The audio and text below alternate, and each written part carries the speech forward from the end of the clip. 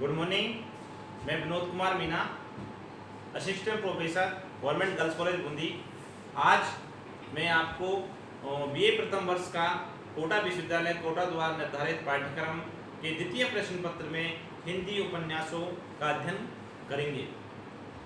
प्रेमचंदोत्तर हिंदी उपन्यास के अंतर्गत हम देखते हैं कि हिंदी उपन्यास किसी एक धारा की ओर प्रभावित नहीं हुआ। यहाँ पर हिंदी उपन्यास अनेक दिशाओं की ओर प्रभावित हुआ। तो हम अध्ययन करते हैं। अगर वर्गीकरण किया जाए प्रेमचंदोत्तर हिंदी उपन्यासों का तो इस प्रकार होगा। मनोविश्लेषणवादी उपन्यास, यानी प्रेमचंद के पश्चात जो युग आया था प्रेमचंदोत्तर हिंदी उपन्यासों का, उस युग में कौन कौन सी विधाओं से कौन सी धाराओं से संबंधित उपन्यास लिखे जा रहे थे, तो उनमें सबसे महत्वपूर्ण है मनोविश्लेषणवादी उपन्यास। दूसरी जो उपन्यास लिखे जा रहे थे वो थे ऐतिहासिक उपन्यास, फिर साम्यवादी या प्रगतिवादी उपन्यास, आंचलिक उपन्यास और प्रयोगवादी उपन्यास। तो ये 5 प्रकार के जो उपन्यास हैं ये प्रेमचंद के पश्चात लिखे जा रहे थे। प्रेमचंद के पश्चात यानी 1936 के पश्चात। और एक प्रकार से देखा जाए तो 1947 में हमें आज़ादी मिल गई थी, तो आज़ादी के बाद जो मानव जाति की जो आशा आकांक्षा थी उनसे संबंधित भी हिंदी उपन्यासों का यहाँ पर लेखन प्रारंभ हुआ। तो सबसे पहले हम लेते हैं मनोविश्लेषणवादी उपन्यास। हम सबसे पहले समझेंगे मनोविश्लेषण है क्या। मन यानी व्यक्ति का मन, विश्लेषण यानी उसकी व्याख्या करना, यानी व्यक्ति के मन के अंदर क्या विचार है, क्या गतिविधियां चल रही है, तो मन का विश्लेषण करना, मन को मनोविज्ञान करना ही मनोविश्लेषणवादी है कहलाता है। तो यानी कहने का मतलब ये है, मानव मन से संबंधित जो बुद्धियां हैं, जो उलझने हैं, जो कुंठाएं हैं, उनका अध्ययन मनोविश्लेषणवादी उपन्यासकार हिंदी में कर रहे थे। इनमें 3 उपन्यासकार बहुत प्रसिद्ध हुए थे, जिनमें जयेंद्र कुमार, इलाचंद जोशी और ये प्रमुख है। जयेंद्र कुमार जी के लिखे हुए मनोविश्लेषणवादी उपन्यास है परख, सुनीता, त्यागपत्र, कल्याणी, सुखदा, विवर्त और व्यतीत। आपसे प्रश्न पूछा जा सकता है कि हिंदी में मनोविश्लेषणवादी उपन्यास लिखने वाले किन्हीं 2 उपन्यासकारों के नाम लिखिए। तो आप लिखोगे जयंत कुमार, इलाचंद जोशी और अज्ञे। और अधिकतर पूछा भी जाता है ये प्रश्न कि 2 मनोविश्लेषणवादी उपन्यासकारों के नाम लिखिए।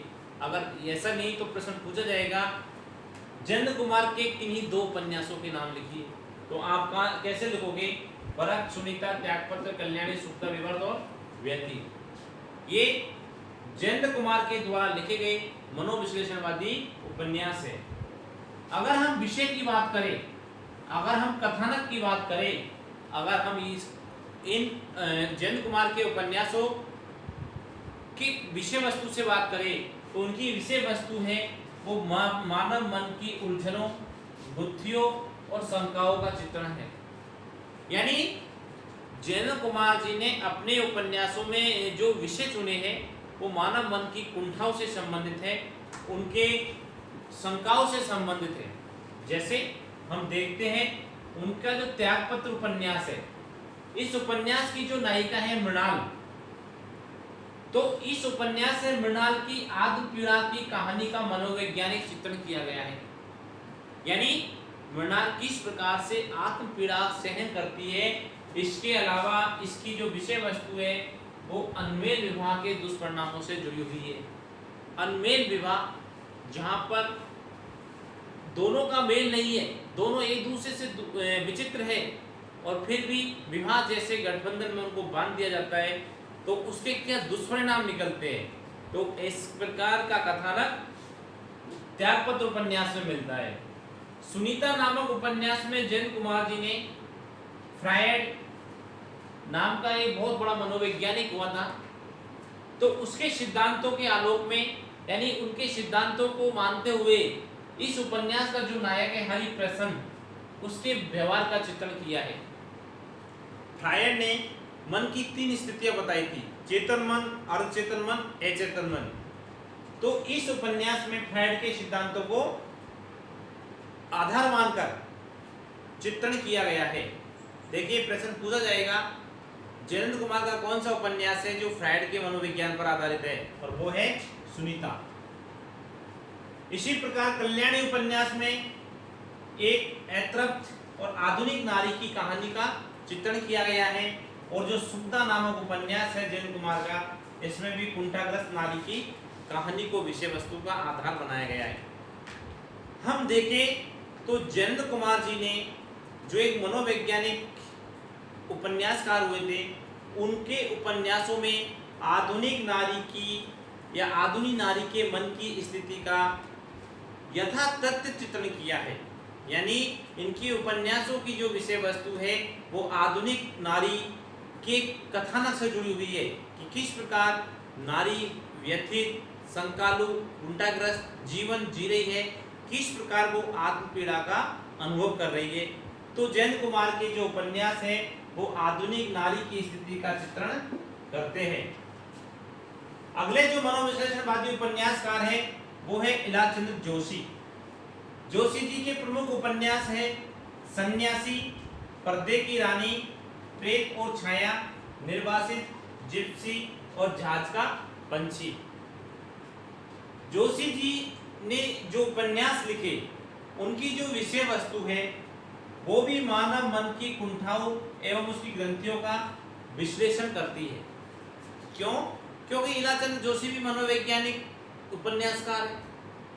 मनोवैज्ञानिक उपन्यासकार का मतलब मन का अध्ययन करना, मन का विश्लेषण करना। तो इलाचंद्र जोशी जी ने भी मनुष्य के मन की कुंठाओं, उसकी शंकाओं का चित्रण अपने उपन्यासों में किया है।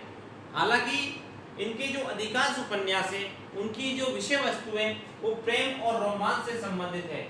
यानी इनके अधिकांश जो उपन्यास हैं उनका कथानक प्रेम और रोमांस से जुड़ा हुआ है, लेकिन फिर भी वो उस किसके आलोक में, मनोविज्ञान के प्रकाश में। यानी कि वहां पर भी उस प्रेम और रोमांस के अंतर्गत भी मनोविज्ञान प्रभावी हो जाता है, उसके ऊपर हावी हो जाता है।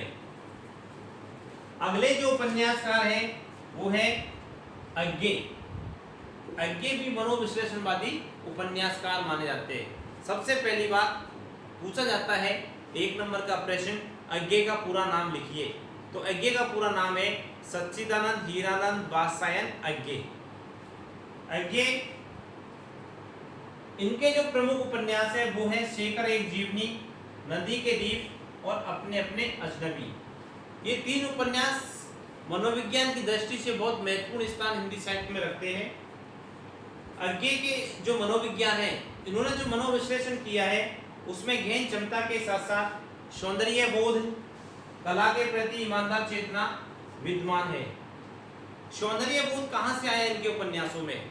क्योंकि अज्ञे जी प्रयोगवादी कवि भी है।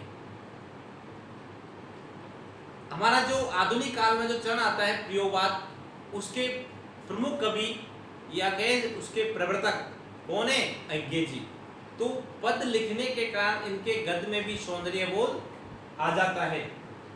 शेखर एक जीवनी जो उपन्यास है इनका, वो व्यक्तिक मनोविज्ञान की दृष्टि से एक महान उपलब्धि कहा जा सकता है। यानी शेखर नामक जो नायक है इस उपन्यास का, वो किस प्रकार किन हालातों से गुजरते हुए अपना जीवन जीता है, कहाँ पर वो अपने आप को प्रभावित करता है।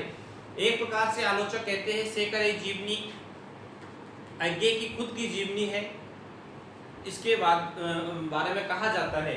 तो हिंदी के जो प्रेमचंद उत्तर हिंदी उपन्यास है, उनमें जो पहला जो वर्गीकरण है, हमने जो वर्गीकरण किया है उसमें पहला जो वर्गीकरण है वो मनोविश्लेषणवादी उपन्यासों का है। और उससे ये 3 प्रमुख उपन्यासकार जयेंद्र कुमार, इलाचंद्र जोशी और अज्ञे, ये 3 मनोविश्लेषणवादी उपन्यासकार हिंदी साहित्य में हुए, जिन्होंने मनुष्य के मन की, मनुष्य के कुंठाओं की, मनुष्य की पीड़ा की अभिव्यक्ति अपने उपन्यासों में की है। अगला जो वर्गीकरण है हिंदी उपन्यासों का वो है ऐतिहासिक उपन्यास। ऐतिहासिक उपन्यास से तात्पर्य जिन उपन्यास की विषय वस्तु, जिनका कथानक इतिहास से लिया गया है, यानी उनका कथानक कहाँ से लिया गया है, इतिहास की विषय वस्तु से लिया गया है। तो ऐसे उपन्यास भी हिंदी साहित्य में प्रेमचंद के पश्चात लिखे गए। ऐतिहासिक उपन्यासकारों में हम बात करें तो जो सबसे महत्वपूर्ण उपन्यासकार है वो है बाबू वृंदावन लाल वर्मा।